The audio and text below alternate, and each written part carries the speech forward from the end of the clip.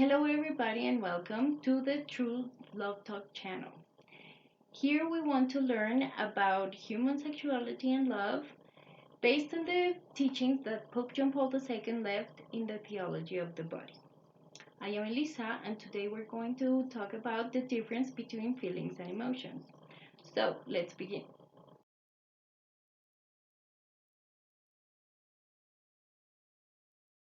So, before we begin, I would like to make a small introduction to the theology of the body. The theology of the body basically is a series of 129 catecheses that Pope John Paul II would give at St. Peter's Square every Wednesday, and with which he would try to explain to people what is the position of the Catholic Church regarding human sexuality and love. Here in this channel, I would like to make some videos in which I summarize the contents of the theology of the body, but then with those contents, I would like to analyze the way in which we live and understand love and human sexuality in today's society, in today's world, basically. And also to check out what does that mean for us as human beings. Okay, so now let's start with the topic. And the topic is what's the difference between feelings and emotions? I wanted to start with this topic because usually we confuse both terms and we assume that they're synonyms and that I can use them pues indistinctly. Actually, feelings and emotions are very different. Feelings are internal and involuntary reactions to everyday situations that don't really have much of an impact on our lives and who we are as people or the lives we want to have. So imagine that I am going to work and that I am going to work on a bus and the bus gets a flat tire and the driver tells us that it would be at least half an hour before he can fix the tire. At the moment, I could start feeling stressed or afraid of being late for work, right? So, as I told you, it is involuntary. Why? Because I cannot choose to have the fear or the stress. This is happening and I am feeling because I am reacting to the situation.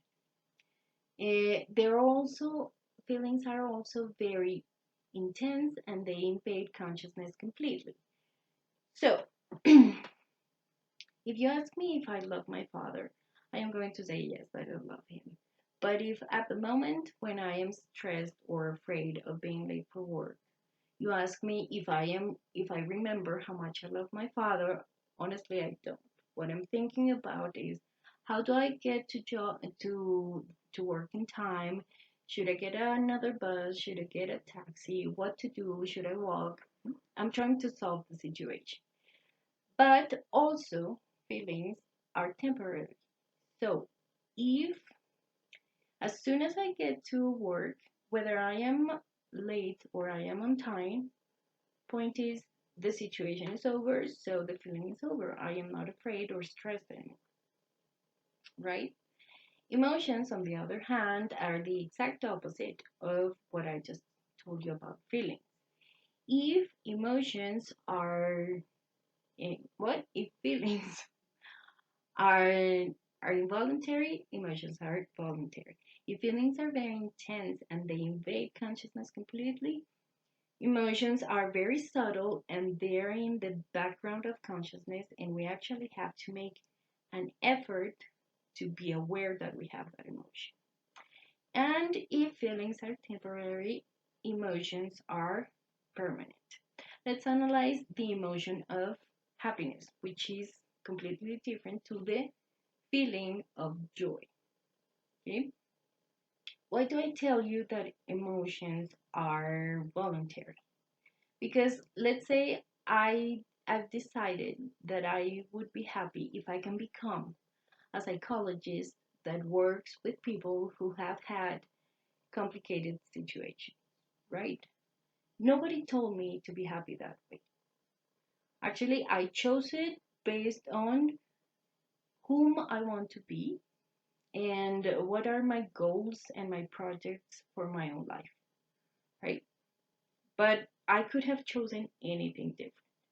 So, yes, emotions are voluntary, and that is why we have to decide what kind of emotion, and we have to create. Then we have to decide to create and maintain that emotion. Also,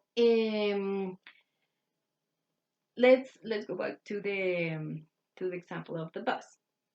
If I already am a psychologist that is working with people who live traumatic experiences, when I am happy, right?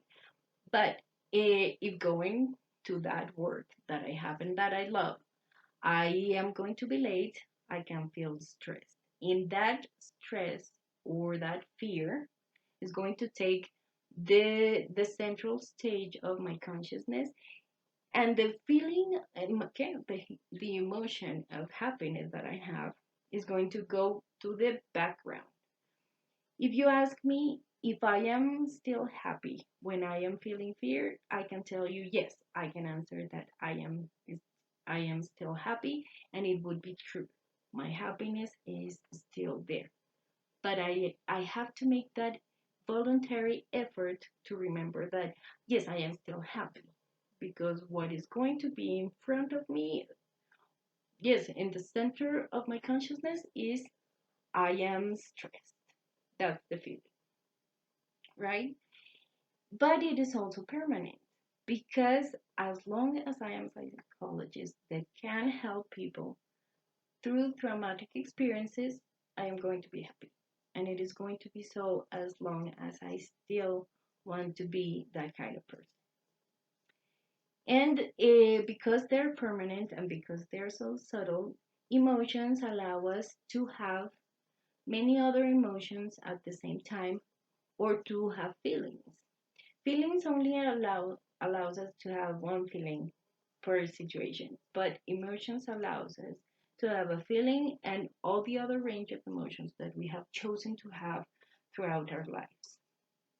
Okay, so now to the quid of this channel. What is love? A feeling or an emotion? Love is definitely an emotion. We have to choose to love. And I wanted to start with this topic because usually people confuse the feeling of being in love, which is a feeling, to the emotion of love. And that has two main problems. The first one is that people then imagine or understand that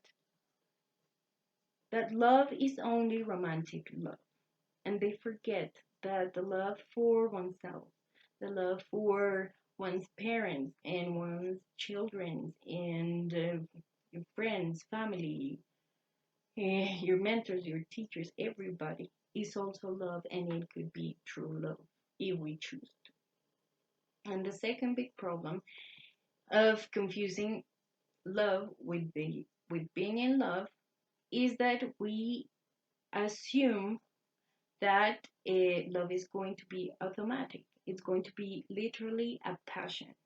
A passion is something that happens to the person and in front of which the person has absolutely no control. They cannot choose to feel it, and they cannot choose to stop. They cannot choose to create it or to have it, but that means they also do not have the responsibility of maintaining it. And so people decide that love is just that warm, fuzzy feeling that I have, and that is automatic, and that I am not responsible for. We are responsible for loving others, and we are responsible for loving them well. If you ask me if I love my father, and I say yes, that I love him, and that what I love most about him is that he lives in this great house full of very valuable items that I can steal every Friday to go sell in the streets for cash, and have something to and have cash to go clubbing, you're going to tell me, Elisa, doesn't sound like you love your father very much. And you would be right. If that is how I love my father, I don't love him at all. And why don't I love him? Because I don't want. Because I literally didn't choose it, right? And this could actually make it complicated for my father to love me. If he realizes that I am stealing from him, there could be a moment when he says, I don't want you back anymore. And I don't want to be with you. And basically, I don't want to love you because you hurt me, right? So, yes, if I don't choose to love, I will not have real love. And because love is a decision, it depends on freedom. And freedom depends on truth and reality. So, the next video, we're going to talk about freedom, truth, and reality. Well, that's it. And I'm glad that you stayed throughout the entire video. If you have any questions or comments, please write them on the comment section below. I will try to answer them as soon as possible. And well, it was great that you were here. See you in a week and have a nice day. Lots of blessings.